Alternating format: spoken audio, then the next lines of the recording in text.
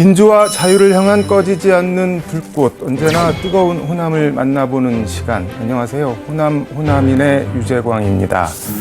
바위섬과 직녀에게, 정말 서정적이고 아름다운 노래죠. 오늘 만날 주인공은 바로 이 노래로 우리의 마음을 따뜻하게 어루만지고 치유해주고 있는 시를 노래하는 민중 가수입니다.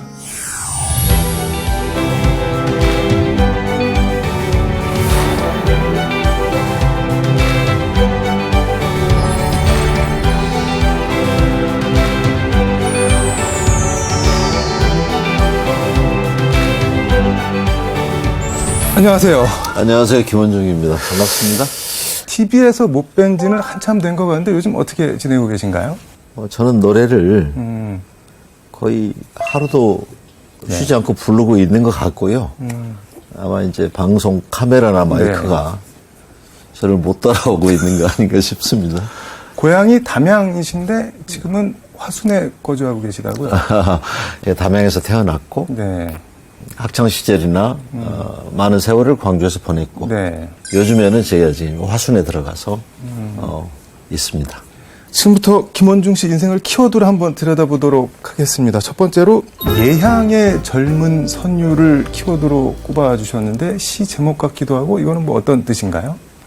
제가 처음 발표했던 바위섬이라는 노래가 네. 들어있는 앨범의 제목입니다. 많은 분들이 제가 대학가요제 출신인 줄 아는 분들이 많아요. 저는 대학가요제 예선에서 탈락했던 사람이고요. 네. 바윗돌 뭐 이런 노래들이 대상 타는 노래들이 있고 그래서 네. 바위섬이라는 노래하고 아마 좀 혼동하시는 것 같은데 네, 저는 그 예향의 젊은 선율이라고 하는 네.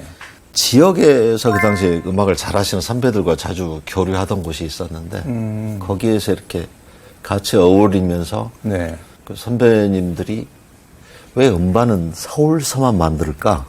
가수가 되고 그런 건 되게 그 당시 어려운 일이었어요. 네. 특히 음반을 만드는 일은 좀 상상하기가 어려웠는데 작사, 작곡을 하고 네. 그 자켓, 네. 그 껍데기에 그림까지도 저희들 손으로 그리고 100% 자급자족하시는 그렇습니다. 음악이네요. 그리고 이제 그 제작비도 저희들이 마련하고 기념비적인 음반인 것 같고요. 그 당시 이제 학생이었는데 네. 음반을 그렇게 어려운 음반을 네. 만들게 되고 노래가 들어가게 되니까 저한테는 정말 황홀하고 신나는 일이었죠. 일단 노래를 좀 들어보고 가면 안 될까요?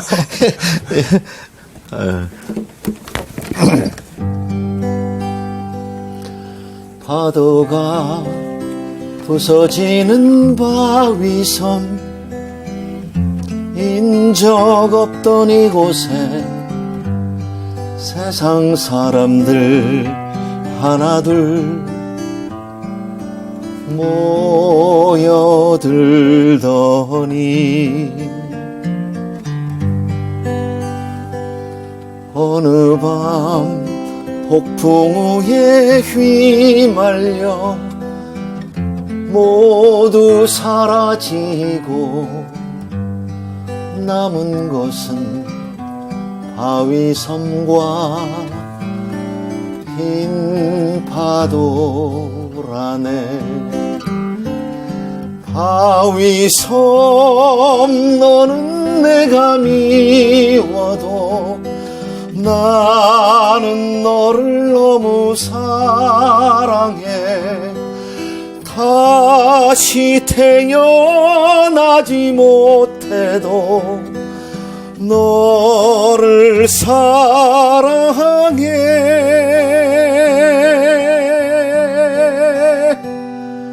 이제는 갈매기도 떠나고 아무도 없지만 나는 이곳 바위섬에 살고 싶어라. 나는 이곳 바위섬에 살고 싶어라.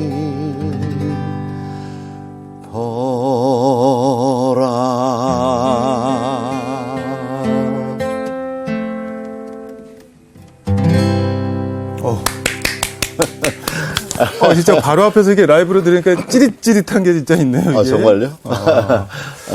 제 귀가 오늘 호강을 했습니다. 감사합니다. 네, 네. 예. 이게 근데 지역에서 발매한 그렇죠. 음반인데 이게 어떻게 이렇게 유명해지게 된 건가요? 그래서 제가 이제 군대 다녀와갖고, 네. 복학 준비하면서, 저는 실은 이제 그때 고시 공부를 좀 하고 있었거든요. 근데 고시요? 이제, 어떤 고시? 그냥 고시 공부를 하고, 네. 공부 열심히 해서 이제 좀 어떻게, 네. 출세해볼까 하고 이제 이렇게 공부하고 있었는데, 네. 지역 방송국에 이제, 네. 이걸 들고 가서 이제 들려드린 거죠. 지역 PD들께서는 되게 신기해 하셨어요. 다시 말씀드리지만 그게 그런 일이 없었으니까 네. 자꾸 방송을 해 주시더라고요. 아. 여기저기 음악 프로그램에서. 84년도쯤 됐을 텐데 네. 이제 지역에서는 그게 꽤 이렇게 알려졌죠. 그래서 이제 서울 쪽에서 나와달라고 연락이 오더라고요. 85년 1월 7일에 제가 MBC FM에서 첫 방송을 했어요. 그 해에 제가 이제 무슨 신인 가수 그런 후보도 되고 뭐 그렇게 좀 활동을 좀 많이 했었던 해입니다. 당시 인기가 어느 정도였나요, 이 노래가? 뭐 순위 프로그램을 잘 아시는 가요 탑10이라는 프로그램에서 네. 아쉽게 2등까지 갔고 2등. 네. 그 라디오 FM 차트 같은 데서는 1등을 하고 그렇게 했었어요. 두 번째 인생 키워드 얘기해 보겠습니다. 광주를 두 번째 인생 키워드로 꼽아주셨는데 이게 여러 뜻이 있을 것 같은데 바위섬 노래와도 연관이 된다고 들었는데 어떤 얘기일까요? 그렇습니다. 이 바위섬이라는 노래는 네. 그 당시에 그 조선대학교 학생이었어요. 그 배창이라는 네. 그 친구가 만들었고 그 친구가 이제 이 노래를 저한테 불러보라고 하면서 80년 5월 광주의 그런 섬 같은 이미지를 갖고서 만들었다고 이야기를 합니다. 그 정말 섬이었어요. 그 당시 뭐 지금도 광주는 좀 외롭다라는 느낌을 5월 되면 저는 좀 많이 받는데요. 제가 또 광주 사람이고 그러니까 저한테는 노래하는 사람으로서 좀 할 일을 한 것 같기도 하고 그런 느낌이 들어서 좋습니다. 이 노래가 바위섬이 예. 김원중 씨 개인한테도 좀 남다른 의미가 있을 것 같다는 생각이 드네요. 말씀을 이제 듣다 부를 보니까. 때마다 네. 이 노래를 부를 때마다 그 상황에 대해서 네. 내가 할 수 있는 거 해야지 그런 생각들을 하는 거죠. 네. 뭐 내가 할 수 있는 걸 해야지라고 말씀을 하셨는데 80년대 후반부터 거리 공연 광주에서 쭉 해오시고 계시죠 지금? 그렇습니다. 이제 80년에 5월에 그런 일이 있었고 네. 광주는 그래서 격렬할 수밖에 없었고 늘 금남로에 나가면 네. 시위가 있고 그걸 그냥 지나칠 수는 없잖아요. 이렇게 많은 사람이 죽고 네. 정당성도 없고 그걸 또 폭도라고 하니 저는 제가 무슨 폭도겠어요. 그럼 노래를 한번 해봐야 되겠다. 저는 이제 가수니까 금남로 바로 옆에 있는 충장로에 들어가서 네. 노래를 했어요. 5월달 내내. 어떤 노래들을 쭉 불러오신 뭐 건가요? 이제 그 당시에는 아침 이슬이랄지 광야에서라는 노래도 있었고 민중가요들 만들어진 것들이 좀 많이 있었어요. 바위섬도 이제 부르고 그렇게 하면서 네. 그걸 이제 지나가시던 그 천주교 정의평화위원회 간사이기도 하고 네.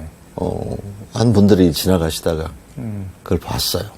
열심히 이런 일을 하시는 뭐 김양래 선생님이나 이런 분들이 나서 오셔가지고 금남로에 네. 카톨릭 센터라고 있었고요. 네. 그 앞에가 작은 로비가 있는데 거기서 하면 어떻겠냐고 다음 해부터. 아. 그래서 이제 거리로 나가서 그때 이제 지역의 선배님들, 그때 음반 같이 만드셨던 선배님들이랄지 또 전국의 대학의 노래패랄지 그다음에 정태춘, 뭐 김광석 이런 분들도 그때 네. 다녀가셨어요. 오랫동안 20여 년을 그 거리에서 5월 되면 추모 공연을 했죠. 빵 만드는 공연 김원중의 달거리 이거는 어떤 공연인가요? 북한하고 사이가 되게 안 좋았던 시절 2000년도 초반 기억해 보시면 북녘의 아이들이 이제 되게 먹는 것이 부실해서 굶어 죽는 아이들도 많이 나오고 뭐 아이들뿐만이 아니고 네. 예. 이거 심각한데 뭘 해야지 그걸 막을 수 있을까 이런 걸 생각해 볼 수 있잖아요. 평화를 위해서. 근데 별로 할 수 있는 게 없어요. 노래를 좀 하자. 네. 노래를 하자. 아이들이 많이 굶는 아이들이 많다는데 북쪽에. 네. 그래서 공연 이름이 달거리예요. 달거리. 무슨 뜻인가요? 매달 한다는 의미로 네. 매달 공연을 했어요. 한 2년을 매달 공연을 하고 마침 그 북녘의 아이들을 위해서 빵을 만들어주려고 하는 그런 전국적인 모임이 북녘 어린이 영양빵 공장이라고 하는 네. 그런 모임이 있더라고요. 그래서 거기에 제가 이제 모아진 상금을 드리고 2004년에 네. 평양에 빵 공장을 지었죠. 작아요. 뭐 양이 많지는 않죠. 하루에 10,000개씩. 하루에 10,000개씩 만들어서 북녘 어린이들에게 그 빵을 주는 그런 일들을 계속 그 단체에서 해왔고 저는 공연을 통해서 일종의 홍보대사 같은 역할을 좀 한 것 같아요. 말 그대로 노래가 빵이 됐네요. 그런 셈인가요? 예, 예. 근데 말씀 뭐 상당히 겸손하게 해주셨는데 그 중국 작가 루신이 얘기한 세상에 원래 길은 없다. 많은 사람들이 누구나 예. 걷고 따라 걷다 보면 길이 된다. 그런 말이 또 생각이 그게 나요. 루신 말이었던가요? 예, 예, 예. 세 번째 인생 키워드는 나팔꽃인데 이거는 뭐 어떤 의미인가요? 제가 이제 가수로서 네. 어떤 노래를 좋아해? 하고 이제 물어보신다면 네. 시가 노래가 된 이런 노래들을 부를 때 저는 제가 좀 잘 부르는 것 같아요. 다른 노래에 비해서. 네. 그래서 제가 세 번째 제가 정규 앨범을 만들 때 네. 시인들의 시를 노래로 만든 그런 곡들을 많이 음반에 네. 집어넣었어요. 그 노래를 불렀던 시인들이 뭐 김용택, 도종환, 안도현 네. 뭐 이런 시인분들의 시를 제 노래로 이렇게 부른 거죠. 여기서 그치지 말고 이분들하고 같이 시를 이렇게 노래로 만드는 모임 같은 걸 만들면 어쩔까 해가지고 한번 그 시도를 했죠. 그렇게 해서 만들어진 모임이 나팔꽃이라고 하는 시를 노래로 만드는 어떤 동인들의 모임. 어떤 분들이 참석하셨나요? 김용택 시인이나 섬진강 씨. 예, 예. 네. 그다음에 정희성 선생님 그리고 뭐 안도현, 도정환 시인, 그다음에 정일근, 뭐 유종화. 이제 뮤지션들 중에는 안치환도 처음에 있다가 너무 바빠져서 나중에 개인 활동으로 좀 돌아갔고, 네. 뭐 이등병의 편지를 만들었던 김현성이랄지, 네. 홍순관, 이지상, 뭐 저, 또 이수진이라고 여자 가수, 네. 예, 이런 분들이 참여해서 네. 노래들을 부르고 직접 만들고 그런 일들을 1999년에 결성해서 지금까지 계속 하고 있죠. 이것도 좀 들어볼 수 있을까요? 저희 나팔꽃에 만든 노래 중에 네. 제 정규 앨범에 이 노래도 넣었는데 다른 가수들도 많이 불렀더라고요. 네. 그대 울지 마라 외로우니까 사람이다 살아간다는 것은 외로움 견디는 일 공연이 오지 않는 전화를 기다리지 마라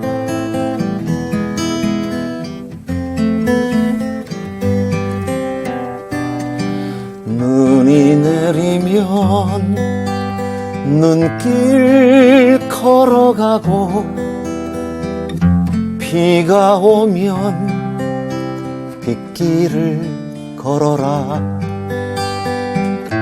갈대숲 속에 가슴 검은 도요새도 너를 보고 있다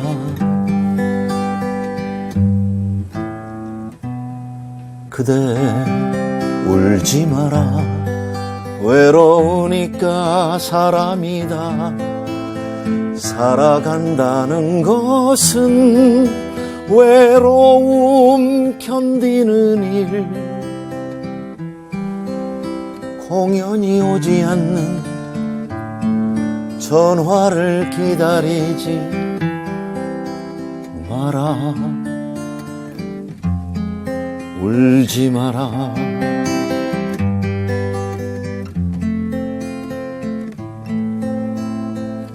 가끔씩 하느님도 눈물을 흘리신다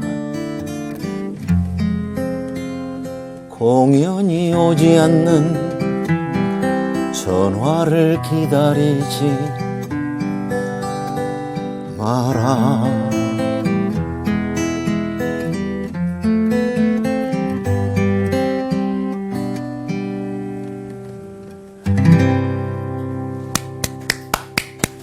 예, 정호승 시인의 수선화에게라는 시인데요. 예, 많은 분들이 좋아하시더라고요. 근데 저는 이걸 외로우니까 사람이다라는 제목으로 네. 제 정규 앨범에 넣었어요. 이 노래 부르면서 저는 위로를 좀 많이 받습니다. 근데 가수 김원중을 얘기를 하면서 직녀에게를 빼놓고 말할 수는 없을 것 같은데. 네네네. 이거 문병란 시인 지금은 돌아가셨는데 이게 어떻게 노래로 만들게 되셨던 건가요? 이거는? 이제 바이섬이 알려지고요. 네. 저의 이름을 앞세운 독집음반을 빨리 하나 만들고 싶다라고 생각하고 이제 저로서는 독집음반 첫 번째 거를 이제 얼른 서둘러서 만드는데 그때 이제 마침 그 문병란 선생께서 미국에 강연을 가셨다가 그 노래를 가지고 오셨는데 이제 그 노래가 이제 좀 들어보니까 약간 가곡풍이고 좀 가요풍하고 좀 달라서 곡을 우리 그 소리모아에 계시던 박문옥 선배가 네. 녹음하러 서울로 올라오시는 길에 버스에서 이 그 가사에다가 곡을 붙여가지고 제 녹음실로 가지고 오셨어요. 막판에 그 네. 곡이 원래 그 계획에 없던 곡이 이제 들어가게 된 거고 네. 저는 이 노래가 되게 좋았어요. 근데 이제 이게 이제 문병란 시인의 그 당시에 활동이랄지 시 성향이랄지 그런 걸로 아마 좀 제재를 좀 받았던 것 같아요. 그래서 이제 일부 방송에서 금지가 되고 방송은 그렇게 많이 거의 안 됐던 것 같습니다. 연인아 연인아 이별은 끝나야 한다. 슬픔은 끝나야 한다. 우리는 만나야 한다. 이별이 너무 길다. 슬픔이 너무 길다. 선체로 기다리기엔 세월이 너무 길다. 말라붙는 하수 눈물로 녹이고 가슴과 가슴에 노두돌을 놓아 그대 손짓하는 연이나 은하수 건너 오작교 없어도 노두돌이 없어도 가슴 딛고 다시 만날 우리들 연이나 연이나 이별은 끝나야 한다. 슬픔은 끝나야 한다. 우리는 만나야 한다.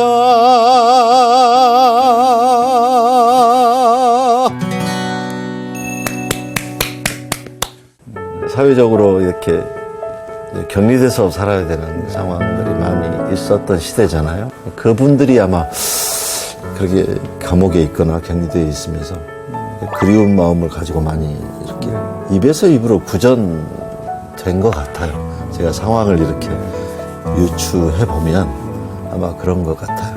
사실 누가 부른지를 잘 모르더라고요. 그 노래를 이제 나중에 알고서 저를 이제 초대하고 이제 그렇게 해서 대학 같은 데 가서 노래를 많이 불렀죠.